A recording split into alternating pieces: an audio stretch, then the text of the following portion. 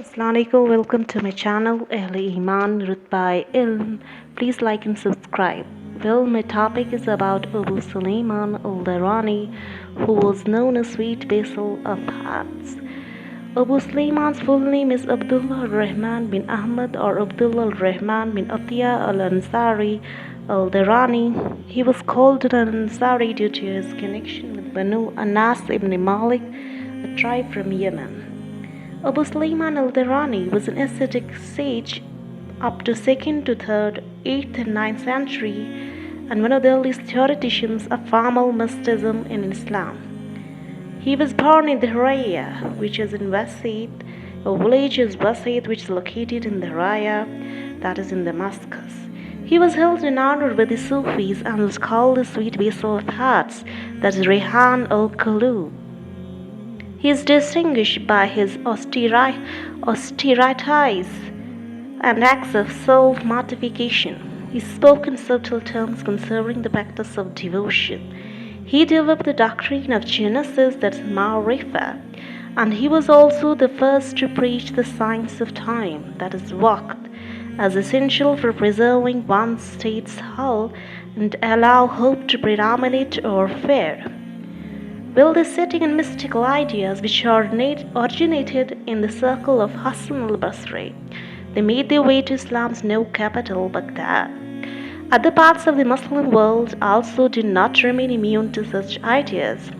In Syria, Abu Sulaiman Al-Darani, whose time period is 215 to 830 AD, who had studied with Abdul al-Wahid bin Zahid bin Rabi bin Sabi at Basra, and Abadan evolved his own versions of Al-Hasan's teaching.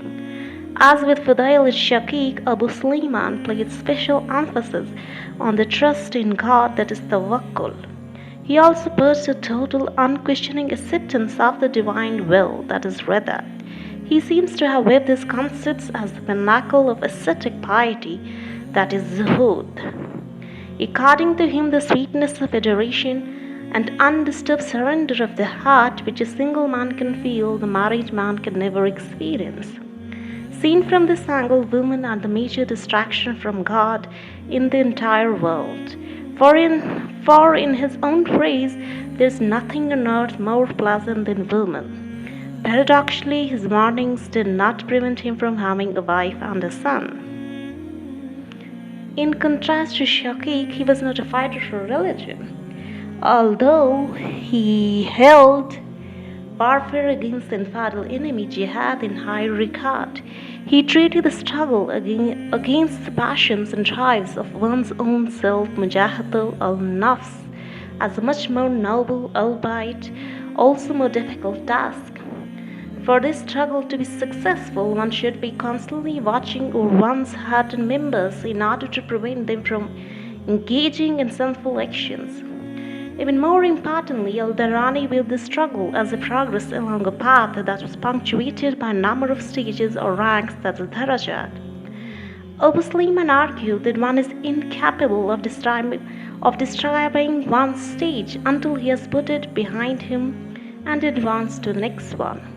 The amount of one's knowledge of God is in direct proportion to one's amount of pious works, which in turn determines the pace of one's progress. Abu Sulaiman is claimed to have achieved greater knowledge of God and the divine mysteries than any other contemporaries in Syria. It's noteworthy that, contrary to his image in the latest Sufi tradition, Abu Sulaiman hardly considered himself a Sufi, although he did not apply this term to other ascetics, namely to Malik bin Dinar. He was wary of identifying himself with this group. Well, given Malik's Iraqi background, Abu Sulaiman ascetic training in Basra and in Abadan early in his career, though Sufism he primarily referred to the Iraqi ascetic and mystical tradition, which by the time must have become firmly associated with the practice of wearing a woolen robe. One of his disciples, that is Ahmed Hawari, he narrates that one night he prayed in a private place and he felt very pleased with it. And when he explained this to his teacher Abu Sulaiman Al-Darani, he told, "Oh, you are so old, but you do not know the condition of worship in the private or public place, and in both these places there is nothing which will stop the worship of Allah." He used to say that one night after Isha prayer, he could not raise his hand due to too much cold in that night, so he put one of his hand in the armpit. In that night he heard a divine call in his dream, in which Allah told him he rewarded for raising one of his hand, and if he would have raised the another one, then we will have given the reward for that hand also. After that, he made his habit to pray with two hands during the winter season. He told one night, due to drowsiness, his time for daily rounded recital was over, and he saw in his dream a houri, which told him, "Since 500 years she is atoned for you, but you are in a condition of negligence." After that sound, he wake up and completed his daily round of recital. He again was told one night he saw a houri in his dream. This time Huri's forehead was illuminated. So Abu Sulaiman asked, "Why it's so bright and shining?" She replied him, "One night, due to fear of Allah, you were weeping, and due to weeping there were tears in your eyes. Those tears have put on my face this powder, and for this reason from that day there is brightness and shining on my forehead." He told he used to eat bread with spread of salt on it, but one day he ate bread with salt and sesame was also in it. For this he got punishment for 1 year, and due to this punishment there was no peace in his worship. He told he used to borrow some amount from his friend for his daily expenses of life, and one day that friend told him, "When your desires will end." Since that he stopped asking anything from the mankind. He told he thought a caliph a bad man, but he never told this to the people in this matter, so that people may think him sincere and truthful, and for this he has to leave this world in insincere condition. He told that there was a person in Makkah who did not drink other than Zamzam water. So I asked him, if the well of Zamzam will dry, then which water he will drink? He replied, "Allah will reward you for giving me advice. Since many years I have great respect for Zamzam water, so I will finish this respect from today onwards." Where there was a discussion with the group with Saleh bin Abdul Karim about hopefulness and fear. Saleh Abdul Karim replied, "Both are good, but hopefulness is better than the fear." When this saying was reported to Abu Sulaiman, he said that the foundation of worship is on the fear, because hopefulness will keep us away from the worship. The foundation of religion and the Bible is on the fear. So when there is control of hopefulness and the fears, then hearts will not work properly. If there will be increase of the fear, then the worship will also increase. He told Luqman, may Allah be pleased with him, advise his son, fear Allah in such extent that there will be no disappointment from the grace of Allah. And do not keep too much hopefulness, for which you will be out of fear from the punishment. Wet dream is curse, that is due to too much of eating of the food. Too much eating of food will cause the following 6 problems. There will be no interest in the worship. Matters of wisdom will not be remembered. There will be no kindness. The worship will become burden. There will be increase of human desires. There will be no time for worship in the mosque due to too much visiting of toilets. One who has control on the hunger, and this is a good habit. And Allah grants this habit to his friends only, because the hunger is full of the next world and the key of this world. The hungry man's all needs of his religion and necessities of this world are fulfilled.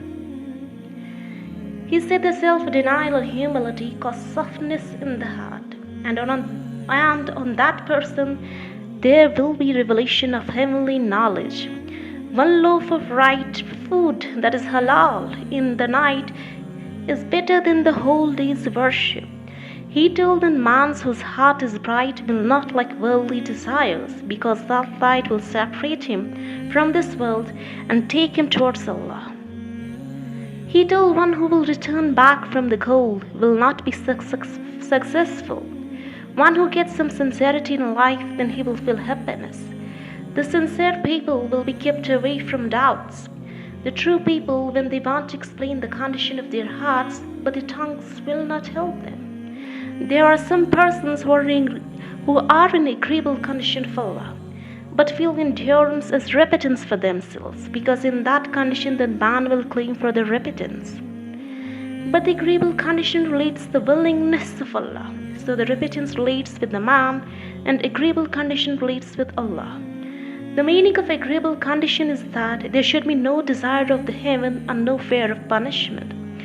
He told I like too much agreeable condition, so if Allah sends everybody to hell, then all will go there helplessly. But I will accept it with happiness. To live egotism is called humility. The person who is mystic will ignore the things which keep him away from Allah. Sign a mystic person is that who will not desire costly things compared to cheaper things. The world only creates all problems. He told them mysticism teaches all problems are from Allah. So leave all things except Allah. He told hunger is must for worship. He told to think over worldly matters will bring difficulties in the next world. If we take lesson, then our knowledge will be increased. Thinking will increase our fear of Allah. The need of the world is to shed tears from our eyes and deliberation of our hearts. He told the loss of wasting of life is such that if we weep all our lives, then it will not cover the loss. He told a mu'min that is faithful is one who keeps away his heart from the hardships of the world and busy himself in the worship of Allah, and who shed tears in the fear of Allah. He told a man, if a man is busy himself in the worship, then in the meadows of heaven the angels will plant trees for each and every worship. When the man ceases his worship, then they also finish their work there. One who leaves all his human desires truly, then he will deserve the reward from the Allah. One who will not find pleasure in his worship in this world, then there will be no reward for such worship in the next world. Because the signs of acceptance is pleasure of worship. The last stage of mystic saint is equal to the first of stage saints who resigned themselves to the fate.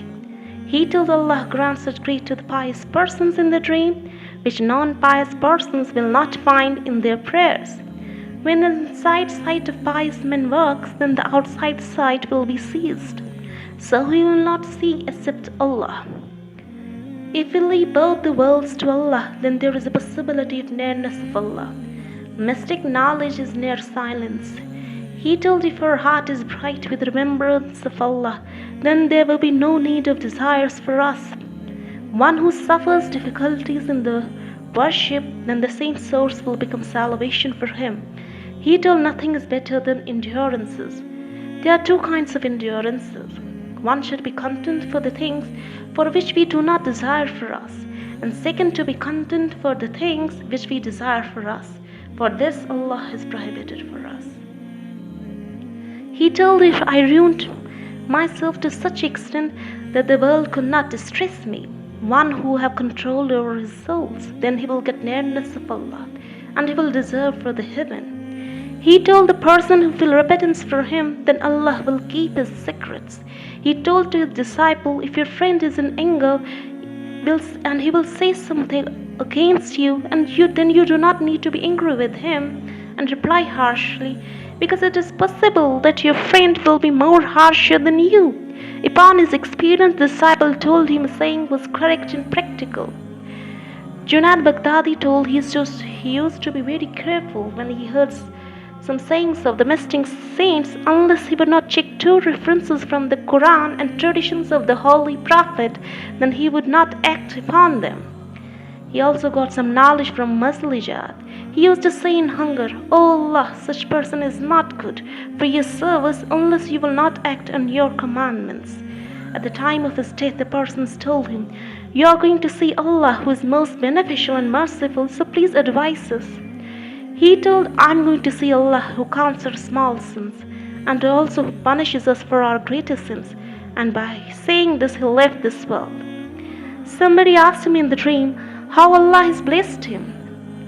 He replied, Allah granted his mercy and blessings, but the fame, but his fame in that world was not good for him. He was buried in the Raya. Thanks for watching. That's all.